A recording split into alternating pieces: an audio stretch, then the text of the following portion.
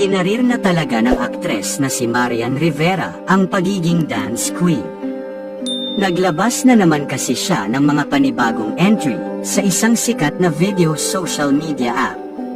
Iba pa rin talaga ang tinaguriang kapuso primetime queen dahil talagang patok pa rin sa maraming netizens ang mga video ni Marian dahil million views pa rin ang nahahakot niya.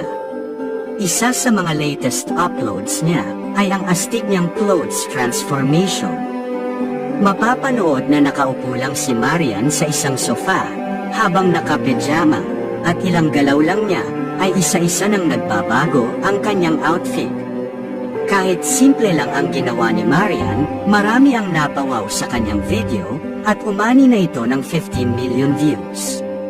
Sa follow-up post ng Kapuso Primetime Queen, sinorpresa niya ang kanyang fans ng panibagong dance challenge. At ang kanyang in-upload ay ang 2009 hit song na Sabay-Sabay Tayo, kung saan wala pang isang araw, ay umani na agad ito ng mahigit 38 million views. Matatandaan na nagsimulang mag-trending si Marian Rivera sa nasabing video social media platform matapos kumasa sa dance challenge na price tag. Katunayan, habang ginagawa ang balita na ito, ay umabot na sa mahigit 128 million views ang nasabing dance video ni Marian Rivera.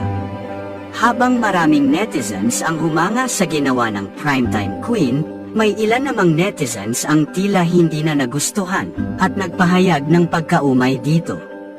May mga ilan na nagsabi na hindi talaga dancer si Marian Rivera, marunong lang umano siya sumunod sa steps, at ang kanyang dance moves ay pare-pareho lamang. Sinabi din ng ibang netizens na tama na daw at hindi na umano sila nasisiyahan dahil paulit-ulit na lang ang mga dance moves ni Marian Rivera, pati ang sinusuot na damit ay paulit-ulit din umano at wala nang bago. Narito ang komento ng ilang mga netizens.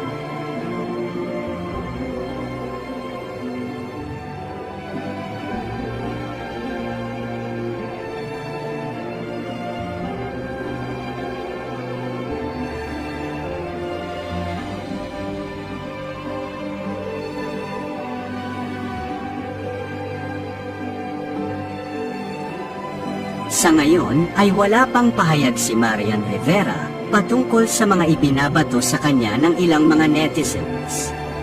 Sa kasalukuyan, busy si Marian Rivera sa gagawin nilang pelikula, kasama ang mister na si Dingdong Dantes, at sa muling pagbabalik serye niya sa GMA Network.